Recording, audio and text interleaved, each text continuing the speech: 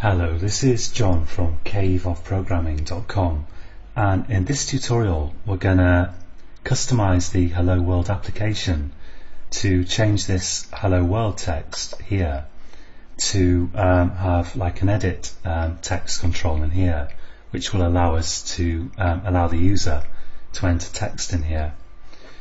And actually in the last tutorial I was a bit puzzled as to why my console down here was blank, and I discovered the reason was that here you can toggle the consoles and determine which one is displayed, and I had mine set to DDMS. DDMS is actually a debugging tool which we'll look at in a future tutorial, but for now I'm going to switch this back to Android, and here we can see that it's actually been telling me that it was installing my application notescroll.apk and that it was successful.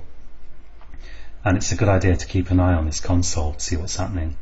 Now I'm going to go into my well, actually I should explain a little bit about the structure of this application, and we'll go through this more in future tutorials.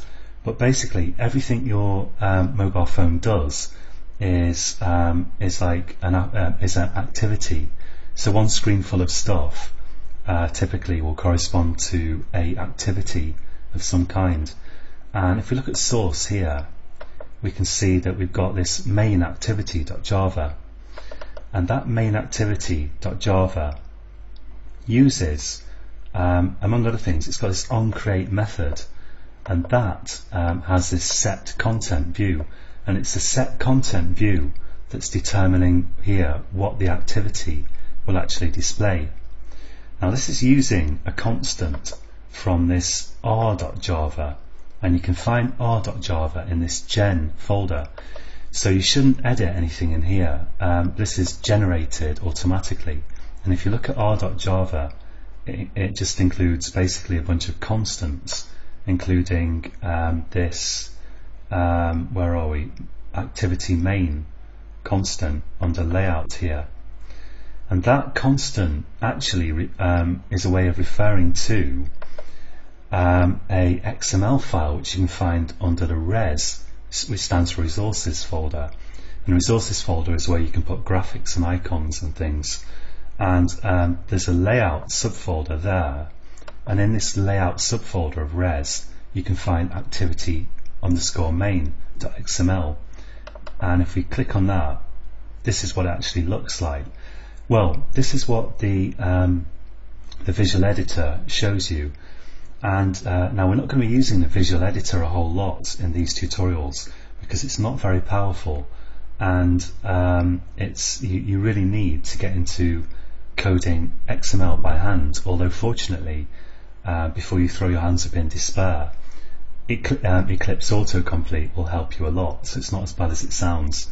But there's you can only really do so much in this emulator. Sorry, in this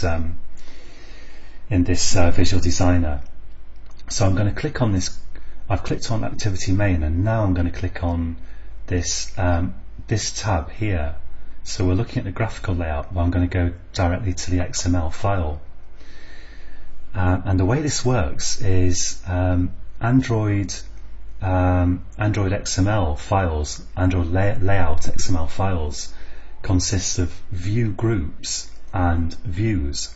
And the view groups are things like this. They're basically layout tags that lay out your various widgets. And the views, or the actual widgets themselves, are things like buttons and text areas and maps and that sort of thing. So we've got views and view groups, and this here is it's a text view which just displays some text. And to find documentation on these things, if you go to Google and search for something like Android View, and there's actually this is actually with the lowercase v, this is the package view. And what I want here is the class view with the uppercase V. So I'll click on this, and you can see now a list of kind of known subclasses. although of course you can have other views that you've got from external APIs. But if I just click on this to expand the list, there's a whole load of stuff in there. In particular, we've got stuff like we've got buttons and checkboxes, and we're going to use edit text in this tutorial. There's all kinds of stuff here, chronometer, all kinds of things basically, video view, image view, and so on. So let's go to the edit text here, because we're going to use this to let the user edit some text. So I'll click edit text, and this is some documentation on it, and because we're working in XML here, we want to go to this XML attributes section and click on edit text attributes. And in case you're not too familiar with XML, I'll go through it real quickly in just a minute, but there's some really good documentation down here about the stuff, the various attributes that you can use in your XML. But let's leave that for the moment. So that's enough of that for just now, I think. I'm going to delete this text view here, and just really quickly, if you're not familiar with XML, it's worth just having a look, googling for a little tutorial on it, but you don't need to spend ages on it. Just get your head around the basic idea, and the basic idea is really just that you have these tags, which are things that are enclosed in kind of angle brackets, and opening tags kind of look like this. It's just they have a opening angle bracket, close angle bracket, they have a tag name here, and they have attributes which can go here. And this is a closing XML tag with the slash there after the angle bracket. And you can also have kind of self-closing tags like this one, where there isn't an opening and closing tag, there's just one tag that closes with this slash angle bracket. And the attributes are in the format of some text equals and then something in double quotes. And that's really sort of in a way all there is to XML, although of course there are lots of tools and things you can use for XML. So let's delete this text view here, and in its place I'm going to type a opening angle bracket, and the Eclipse autocomplete has already popped up here, and I'm going to type capital E and then just hit return to accept this edit text. And now I want a couple of attributes at least here, and I'm going to type layout underscore were and just press Control space for the autocomplete, and that's completed this to Android : layout width. And here you can specify a width for this view, this edit text view, in pixels if you like, but I'm going to use match parent. I'm going to type M, Control space, and that autocompletes match parent. And that means that the width of this view is going to fill the width of the parent view group, basically. So it's going to take up as much space horizontally as possible. And you might also see fill parent, which I think in Android 2.2 fill parent was changed to match parent, but it means exactly the same thing, although fill parent is perhaps a bit more descriptive. Now I'm going to type layout underscore H, Control space, and there's nothing magical about what I'm typing here. It's just that you need to type enough characters that the autocomplete knows what you mean, basically.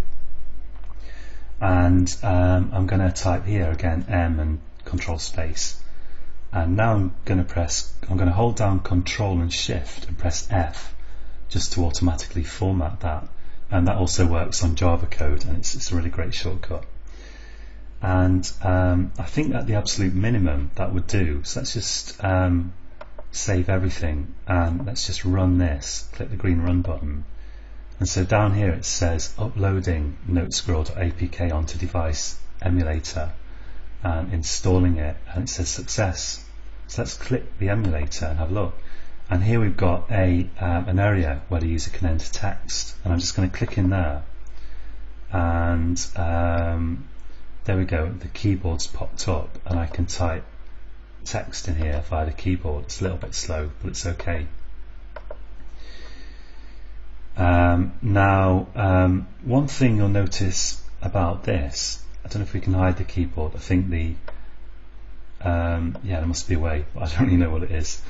But one thing you probably noticed is that the text is appearing in the middle of the text view, which looks especially strange when the keyboard has kind of appeared like this, because it seems to appear at the bottom of the screen. And if we want it to appear at the top, which I feel I do, we can have another attribute here. Actually, if you just put your cursor there and press Control Space, you can see a list of all possible attributes. And the one I want down here is gravity, so Android gravity. And if I just set that to, I'll just type T Control Space and Control Shift and F again. If I set the Android gravity attribute to top, that's going to make my text move to the top. So let's just click this Run button again, and again it says uploading, installing, and with a bit of luck it's going to say success, and there we are. Here we are actually, and now the text can be typed at the top. If I click in here, it looks much better. Okay, so that's more than enough for this tutorial, and we've kind of glossed over a lot of details really quickly, but we're going to return to everything in more depth as this series of tutorials progresses. And in the next tutorial we're going to move on to adding a save button here. So join me again next time, and you can find more information about Android stuff at www.caveofprogramming.com/Android. And until next time, happy coding.